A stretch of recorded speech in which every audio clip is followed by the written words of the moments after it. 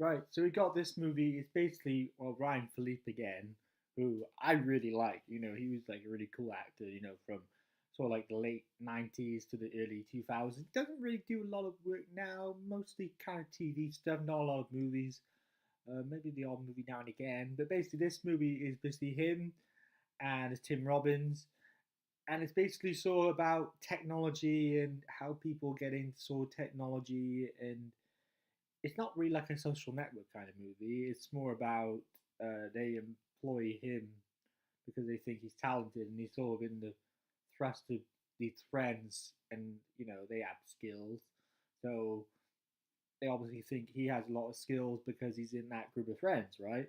So you have that, and then there's this whole thing that I don't know. It's really quite odd in the I didn't really sort of see some of the twists coming, which I won't really spoil now. But there's a non-spoiler review, obviously, of course. But he has this sort of thing that he's not exactly sure if there's a twisted side to Tim Robbins, or is he, some like great guy, some like technological marvel.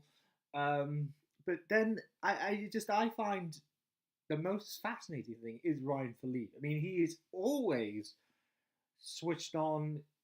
Does everything. He's not turned off. Like that whole phrase about when there's an actor and they're not really in the mindset or they're not acting. He's always acting and doing so good.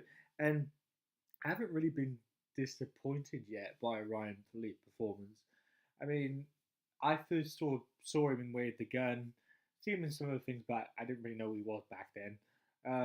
But Wade the Gun, I thought he was great in that. And every time I see him, I just think he's great in every single movie. And he has that energy that there's something really special about him.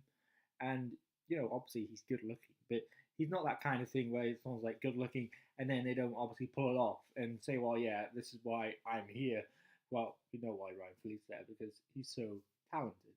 And I find the whole sort of, I like the way that it's not it's not sort of like very flashy of, oh, here's a big location. I mean, it does work well in movies, a lot of movies, but I like the way that this is sort of like an old sort of 2000s, early 2000s movie because it was released in 2001.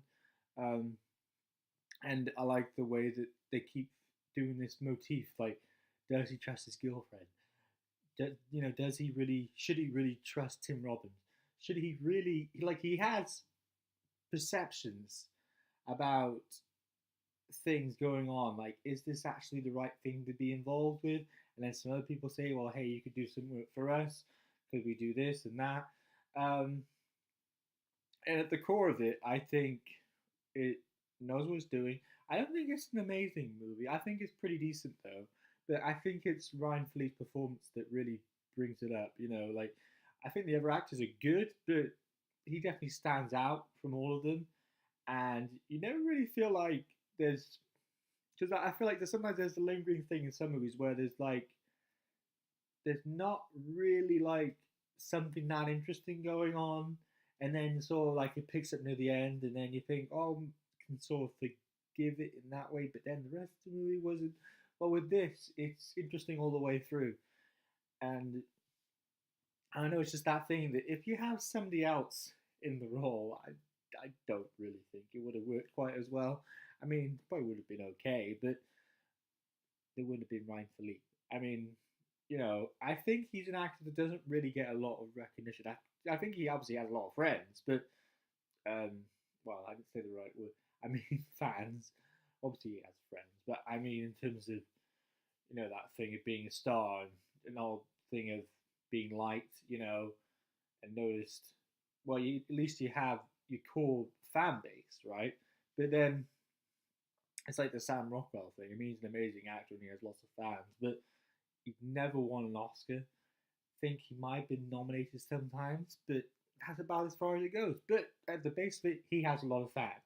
So I do recommend Antitrust. I think it's very sort of interesting if you like those sort of movies that you pop it in and you go back to the when to when time was completely different and technology was all different. It's really weird because then you compare it to now, it just seems so strange.